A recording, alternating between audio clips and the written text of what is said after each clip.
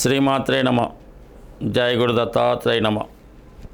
ఈ వీడియోలో మనం జూలై నెల మాస ఫలితాలు కర్కాటక రాశి వారికి తెలుసుకుందాం.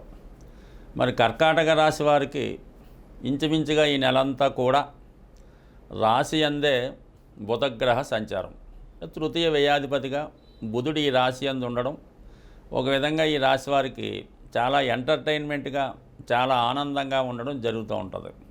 ప్రతి విషయాన్ని కూడా చాలా ఈజీగా తీసుకొని చాలా సింపుల్గా సాల్వ్ చేసే ప్రయత్నం చేస్తూ ఉంటారు. అటు విద్యార్థులు చాలా ఈజీగా వారు అనుకున్నటువంటి ప్రయత్నం నెరవేరడం జరుగుతూ ఉంటుంది. అంటే ఎక్కువగా జ్ఞాపక శక్తి పెరుగుతూ ఉంటుంది. చాలా ఈజీగా వాళ్ళు మూమెంట్ అవ్వడం వల్ల ప్రతి చోట కూడా సక్సెస్ రావడం జరుగుతూ ఉంటుంది. అలాగే ఎక్కువగా ఈ చంద్రబుధుల కలయిక ఏర్పడడం వల్ల మనీ విషయంలో చాలా రొటేషన్ పెరుగుతూ ఉంటుంది. అయితే ఏంటంటే ఏదో ఒక కారణం వల్ల మోసపోవడం కానీ, ఇతరులకు ఇచ్చిన ధనం సకాలంలో చేతికి రాకపోవడం వల్ల మీరు ఇబ్బందులు పడడం జరుగుతుంటుంది. కాబట్టి సాధ్యమైనంత వరకు ఫైనాన్షియల్ మేనేజ్మెంట్ చాలా జాగ్రత్తగా ఉంచుకోవాలి. అలాగే సమయానికి తగిన ధనం మీ దగ్గర ఉంచుకోవాలి తప్ప అవసరానికి అదే వస్తుందని ప్రయత్నాలు చేస్తే మాత్రం చివరి నిమిషంలో మీకు ఇద్దామనుకున్న వాళ్ళు ఇవ్వకపోవడం వల్ల మీరు ఇబ్బంది పడుతుంటారు. కాబట్టి ఫైనాన్స్ మేనేజ్మెంట్ చాలా వరకు జాగ్రత్తగా చూసుకోండి. మోసపోయే ప్రయత్నాలు మాత్రం చాలా వరకు 1-2 సార్లు ఆలోచించి ధనాన్ని ఖర్చు పెట్టడం మంచిది. అయితే ఈ ఇంచుమించుగా ఈ నెల చివరి వరకు కూడా శుక్రుడు మీకు లాభస్థానంలో స్వక్షేత్రంలో ఉండడం జరుగుతుంది.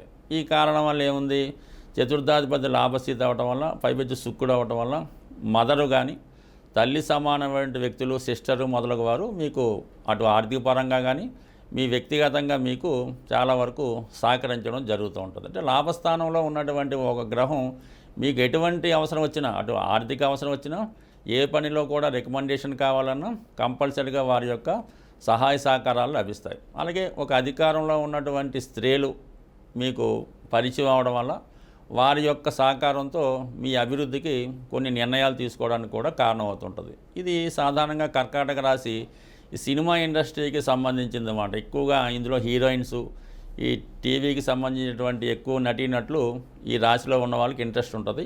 మీకు ప్రస్తుతం శుక్రుడు లాభస్థానంలోకి రావడం వల్ల మీలో ఉన్నటువంటి టాలెంట్కి గుర్తింపు వస్తుంది. అలాగే కొత్త కొత్త అవకాశాలు రావడం వల్ల మీ యొక్క ఫైనాన్స్ పొజిషన్ కూడా చాలా వరకు విపరీతంగా పెరిగే అవకాశం ఉన్నది. ఇంకా చతుర్థాధిపతిగా లాభస్థానంలో ఉండడం వల్ల తల్లిదండ్రుల సహకారం లభిస్తుంది.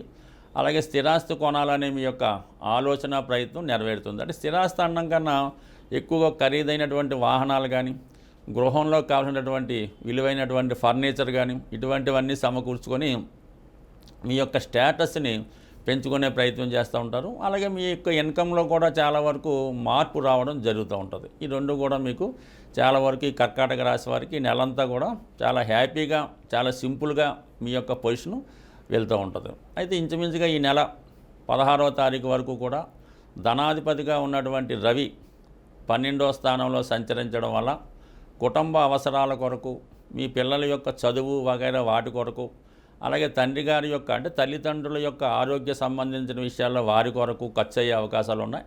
అలాగే ప్రభుత్వానికి మీ దగ్గర పనిచేస్తున్న వారికి చెల్లించవలసినటువంటి ట్యాక్సులు, పన్నులు వగైరా వగైరా ఆర్థిక పరంగా ఎంత ఆదాయం వచ్చినప్పుడు కూడా దానిని మించినటువంటి కంపల్సరీ ఖర్చు ఈ నెల మీకు 16వ తారీఖు వరకు ఉంటుంది.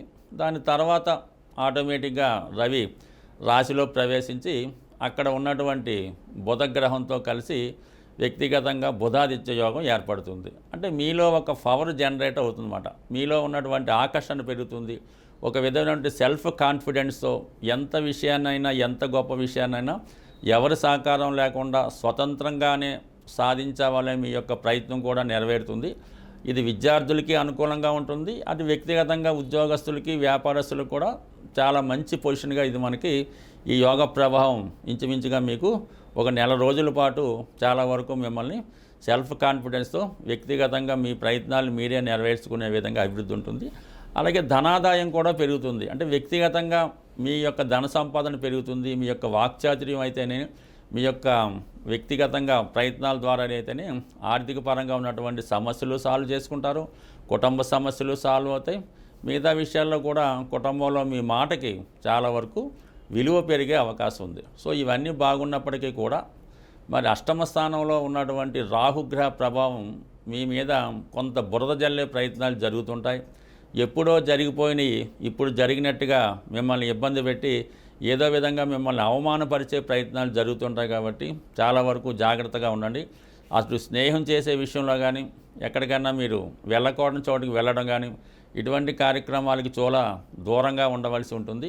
లేదంటే చిన్న మిస్టేక్కి ఎక్కువ పనిష్మెంట్ చెల్లించవలసింది. కాబట్టి ఈ ఒక్క విషయంలో చాలా జాగ్రత్తగా వ్యవహరించవలసిందిగా ఉంటుంది. దాని తర్వాత ఏంటంటే ధనస్థానంలో రవి, ధనస్థానంలో ఈ కుజకేతువుల కలయిక మీ యొక్క వాక్చాతుర్యంలో చాలా స్పీడ్ పెరుగుతుంది.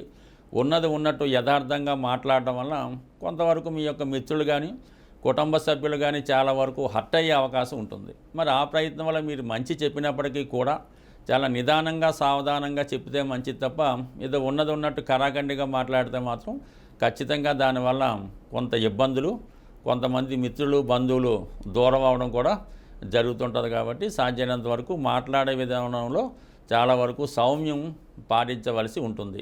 ఇది ఖచ్చితంగా మాత్రం పాటించవలసి ఉంది. బట్ అలాగే మరి గురువు మీకు 12వ స్థానంలో ఉండడం వల్ల ఎవరైతే విద్య ఏదైనా ఇబ్బందులు ఉంటూ దాన్ని కంప్లీట్ చేద్దాం అనుకుంటున్నారో వాళ్ళు కానీ, అలాగే సంతానం కొరకు ప్రయత్నం చేస్తూ ఉంటారు కొంతమంది. వివాహం 2-3 సంవత్సరాలైనా 5 సంవత్సరాలైనా ఎవరికైతే సంతానం కలగలేదో వారు ఈ సమయంలో సంతానం కొరకు ఏదన్నా వైద్య పద్ధతి ద్వారా వెళ్ళడం వల్ల ఈ సంవత్సరంలో మీకు సంతానం కలిగే అవకాశం ఉంటుంది. అలాగే విద్య మధ్యలో ఆఫ్ చేసి మళ్ళీ పిహెచ్డి కానీ లేదంటే పీజీ కానీ చేద్దాం అనుకున్న వాళ్ళకు కూడా ఈ సమయం అనుకూలించే అవకాశం ఉన్నది. అయితే ఈ రాశివారు లాభస్థానంలో ఉన్నటువంటి శుక్రగ్రహానికి మీకు ఏ పని కావాల్సి వచ్చినా మీరు ఈ నెలంతా కూడా ప్రతి శుక్రవారం అమ్మవారి యొక్క ఆలయం దర్శించడం, అమ్మవారిని కుంకుమార్చన చేసుకోవడం, వీలైతే కనకదార స్తోత్రం కానీ లక్ష్మీ అష్టోత్తరం కానీ పారాయణం చేయడం వల్ల ఎటువంటి సమస్య ఉన్నా అది సాల్వ్ అయ్యే అవకాశం ఉంటుంది. స్వస్తి.